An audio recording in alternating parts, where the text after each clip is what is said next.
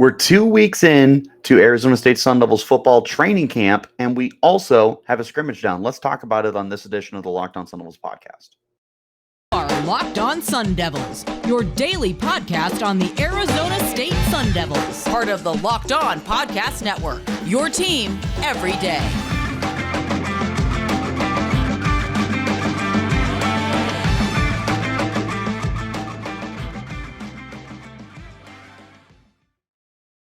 Hello, everyone, and welcome back to the Locked On Sun Devils podcast, part of the Locked On Podcast Network, your team every day. My name is Richie Bradshaw, and I will be your guide for everything Arizona State Sun Devils. As always, thank you guys for tuning in. Wherever you're getting your podcast, hit like and subscribe and turn on notifications so you get an update when we post new content. Stay in touch with that content by following me on Twitter at RichieBrads36 and the podcast at LO_Sun Devils. I wanted to talk about Scrimmage a little sooner than this, but life got in the way. So here we are to finally talk about the scrimmage that I got to witness firsthand on Saturday and my overall thoughts for the first 2 weeks of practice. So let's wrap scrimmage up before we get into detail with everything else. I thought it was a really well-run scrimmage. It went really fast. Like, they started probably like 10:30 sharp and they finished before noon. Like, they just piled through it. It was high intensity. It was fast paced and up tempo. And Dillingham had his microphone and he was going in and telling everyone what was going on. So, if there was a fourth down coming up, he'd say 4th and 8 is going to be a go. 4th and 3 is going to be a go. Like, letting them know, like, hey, these are going to be like go for it situations, or special teams get you out here. And we ran, however many special teams plays in a row.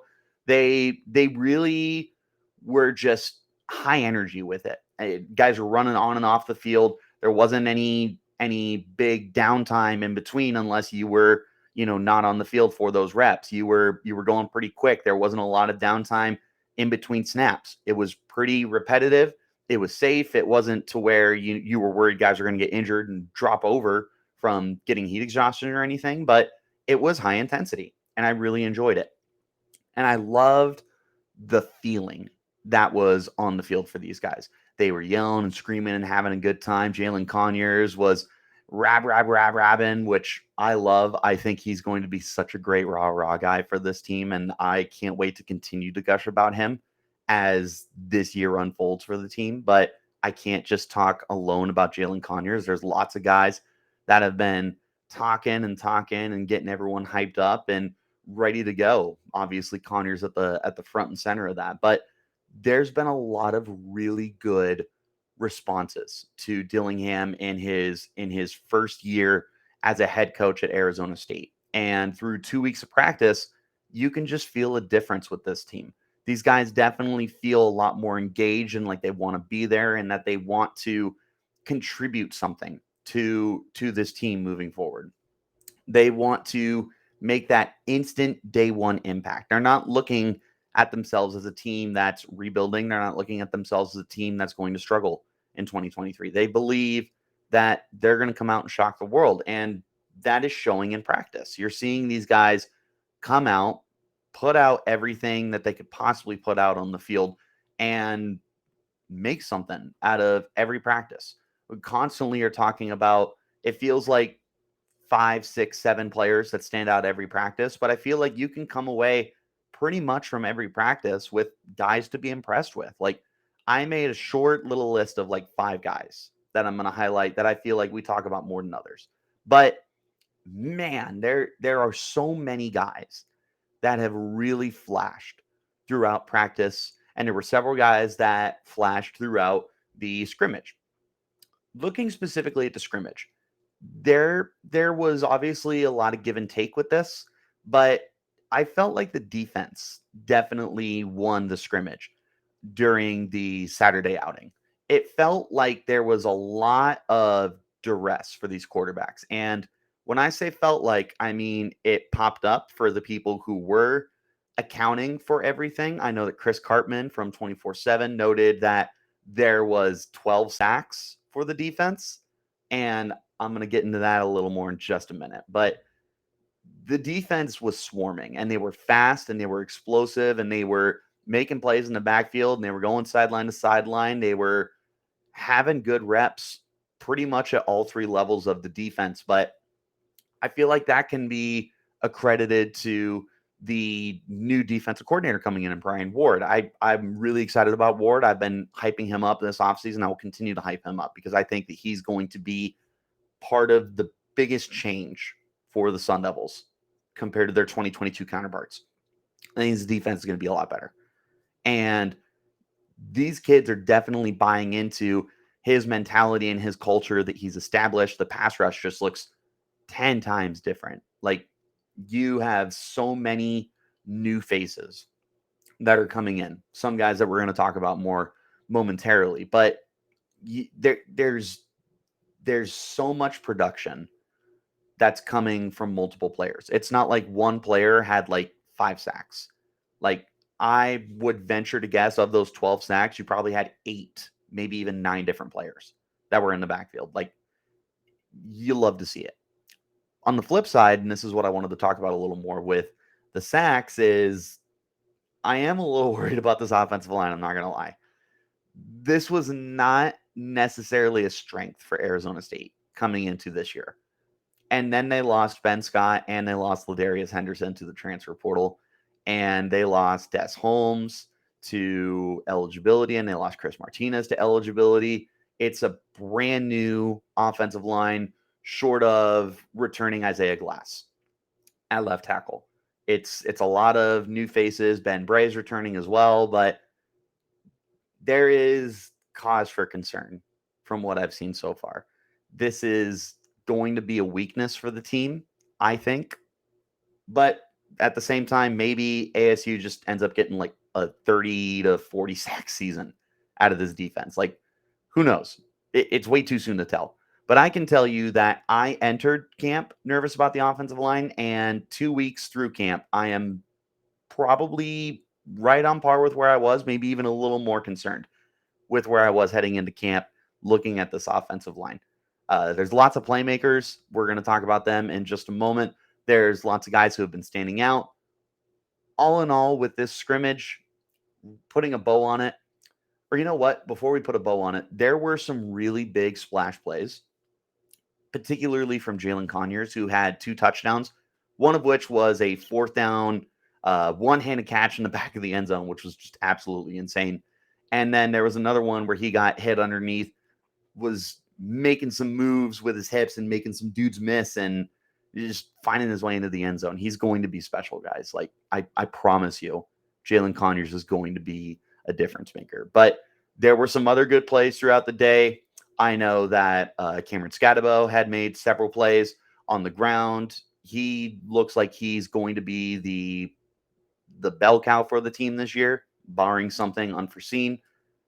I like what I've seen so far from him. From him. Defensively, there was, I think, a couple of interceptions, and I think Xavier and Alfred had one, and it was a really good play. There was some good standout performances all the way around, but there were some awesome splash plays to build that confidence off of when you look at the team as a whole. Bottom line, putting a bow on it now, I think this is a good first scrimmage for the team. There was a lot of positives to take away from it, and I think that moving forward, you should be able to continue building off of that and creating better and better practices, I suppose. The Built March Madness bracket is here. We know you have a favorite bar or puff, and now is your time to make it count. So go to builtmarchmadness.com to vote for your favorites. You know that I'll be voting for the coconut almond, and if you want to vote for your favorite brownie bar to win, then you'll be voting for that bar too. Support your team, support your bar or puff. And when you vote for your favorite bar or puff, they will be entered into a drawing where 50 lucky Locked On listeners will get a free box of Built Bars. Not only that, but one lucky Locked On fan will get a 12-month subscription to Built and have Built's best bars and puffs delivered monthly straight to your door. You got to try Built. Built is the best protein bar ever. They're amazing. They're good for you. You will not believe the change that you will have with these. What makes them so good? Well, for starters, they're covered in 100% real chocolate. They're high in protein and they're low in sugar. Run to Built March Madness right now and vote for your favorite bar or puff and pick up a box while you're there. You can vote every day in March, so hop in and support your pick. Again, go to builtmarchmadness.com right now. All right, let's hop back into our conversation and take a look at let's talk about some standouts, I suppose. 'Cause there's a lot. I made a list of 5 guys, and I can tell you right now that there's been a lot more than just 5 guys who have stood out. Um, for sake of variety, I'm not gonna include Jalin Conyers because if I did, he'd obviously be number 1 on this list. He truly has just looked so much better than everyone else. And that's not even saying like ASU's got a lot of bad kids. Jalin Conyers has looked that good. This looks like an all-conference kind of player. This looks like a guy who could be the best tight end Arizona State has had since like Zach Miller. Like he is uber talented, and he just looks better and better with each practice. And now he gets to be in a Kenny Dillingham offense. Like this is such best case scenario for him. So I'm gonna leave him off. That's the reason why. So don't come at me. Reason why, got to give some other guys some love too. We're going to go through these 5 guys pretty quick because I could talk about several guys. So first one I want to mention is CJ Fight. Fight is a incoming freshman from Tatum, Texas.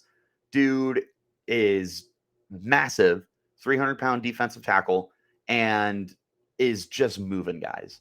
He looks like he could find some serious playtime in his first year in the desert.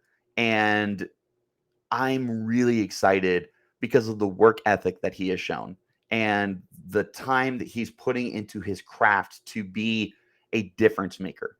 And for Arizona State, there's going to be a lot of changes on this defensive line. You're losing so much from last year. Basically, your entire starting defensive line is gone. You know, you lost Trevez Moore and Nesajade Silvera and TJ Pasifea and what's his name? Omar Norman Lott. Like there were so many guys that are gone for various different reasons. And this is going to open up a lot of playing time. And Brian Ward is going to want to get his best guys on the field. He's not going to care whether or not you're a fifth year senior or a first year freshman. He's going to want to get his best guys out there. And CJ Fight looks like one of the best guys out there, which brings me to the next guy I want to talk about.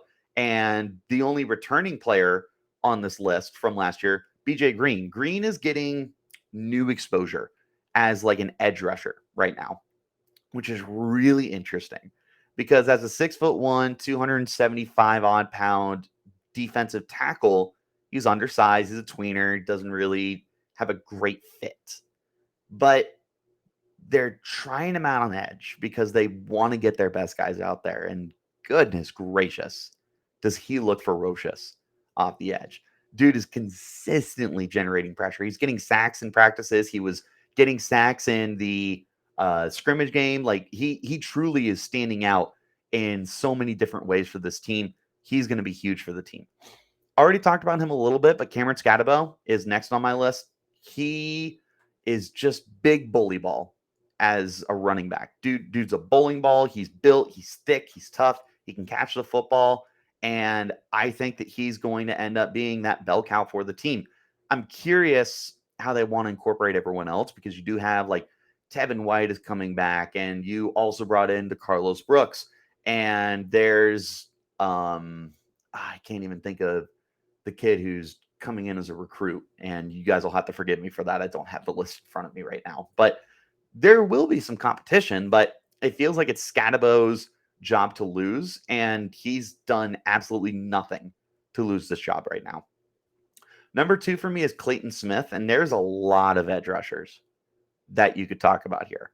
But Clayton Smith, first of all, dude is his physique, he looks like a Greek god. Like they sculptured him from marble and created this pristine athletic demon who blends speed with power and looks like the real deal.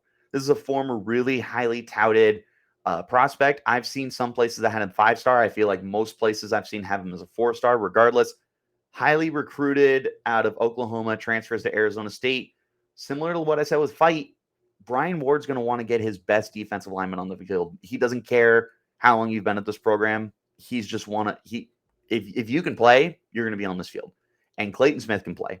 And Clayton Smith is going to be on this field a lot. I would anticipate it if I were to give my absolutely biggest overreaction, I would tell you that I think Clayton Smith is going to lead the team in sacks in 2023.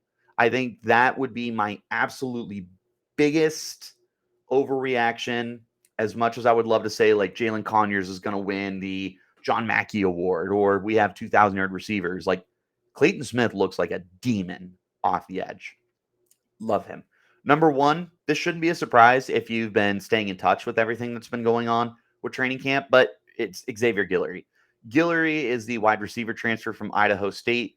Dude's got insane speed. He's got insane ability after the catch. And he is displayed not only the ability to create separation and get open, but to make those ridiculous catches throughout practice. And lining up across from Elijah Badger and Jalin Conyers is going to give Guillory a lot of opportunity here to be one of the most productive receivers that the Sun Devils have had in a handful of years. Like, he looks so dynamic.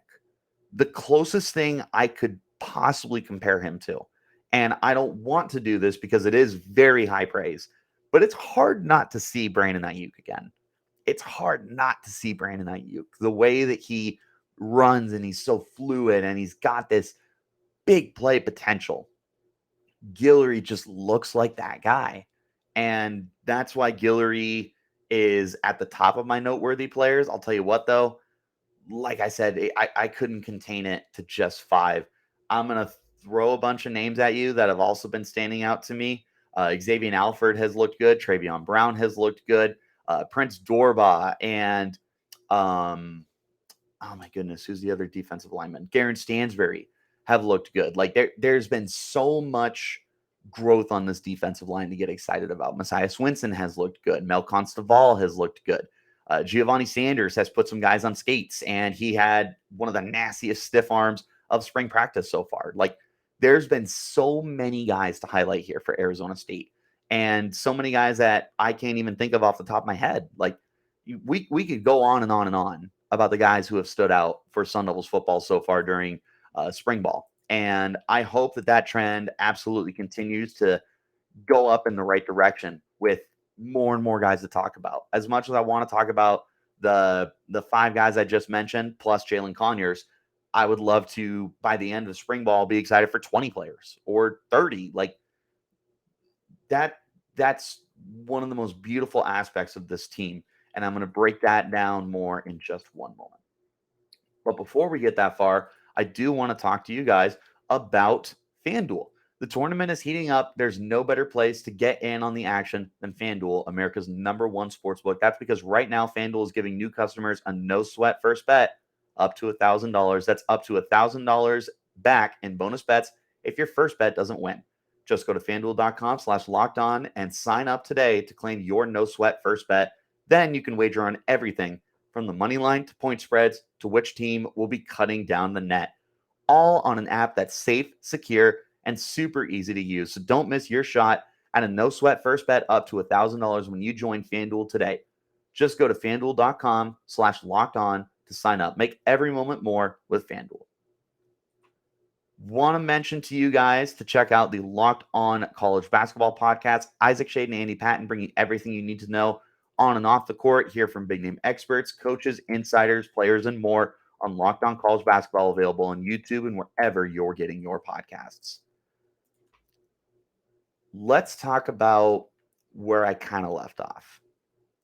And that's how many guys I am excited for, how many guys I want to continue to be excited for, and the overall atmosphere that's at these practices. because this is a brand new team, for better or for worse. Like, so much of last year's team is gone. And some of it was good. You lost good players from last year, but you also were gaining so many good players, both through the transfer portal and through recruiting. And there's a lot of hope and potential for this team. And these guys are hungry. You can see it on the practice fields. You can hear it from the coaches. You can hear it from the interviews we have post-practice with these players. These guys are so interested in winning now, not in the future, not 2025, not 2026, not 2024. They are interested in winning in 2023. They are interested in winning week 1, week 2, week 3, week 4. They don't see this as a project. And that kind of mentality is going to translate to a team that is constantly in games. That doesn't mean this team's going to go 12-0. They could still be that 4-8 team that I'm sitting firm at right now. Hopefully that changes. But this still could be a team that, while at 4-8, plays 12 really competitive games. And they've got that mindset right now. Kenny Dillingham does not look like a guy who has been coaching for less than 10 years and has very minimal, like, actual play calling experience in the college level, has no head coaching experience at the college level. He, like I said, he looks wise beyond his years. He looks battle tested. He looks like a guy who has a plan. And for him to only be a 32, 33-year-old guy and already look like he's got his ducks in a row at a Power 5 program, nonetheless, it's impressive. And it's trickled down, and you can see that these kids are buying into this mentality. I do want to mention that some of the guys that are coming in, like from the recruitment side, I mentioned CJ Fight. Obviously, got to mention Jaden Rashada. He's looked solid. He definitely did not get the best protection in the world, but he does look like he's got that potential to be the future of this team. There's so many pieces here that not only look good for the future, like the future upcoming season 2023, but potentially the future moving forward for 2024 and beyond. Like, this is a culture change at Arizona State in the best way possible. And there's so much to get excited about in Tempe right now. And we're 2 weeks in to practice. We've got 3 more total weeks. 3 more total weeks. The spring game will be Saturday, April 15th. Make sure you're there. I'll be there. And I'm telling you, there is just a vibe around this team. There is this overall feeling, and just the way that you go to these practices and leave these practices, the way you talk to these players, the way you talk to these coaches, the way you talk to your peers and the fans. This is exciting. And these practices have lived up to that excitement. And like I said, we've got 3 more weeks left to see what's going on. We'll be filling you guys in. For tomorrow's episode of the podcast, I will be breaking down the results from yesterday's today's, I should say, from today's pro day. We'll be talking about that, going into detail on guys like Valade and Nessa J. Silvera, who had standout days. We'll be covering Bobby Hurley's press conference later this week as well. We'll be keeping you in touch with everything going on with Arizona State Sun Devils football and basketball. So wherever you're getting your podcast, hit like and subscribe and turn on notifications so you get an update when we post new content. Stay in touch with that content by following me on Twitter at RichieBrats36 and the podcast as well at LO_Sun Devils. Till next time, though, you keep it locked right here on Locked On Sun Devils.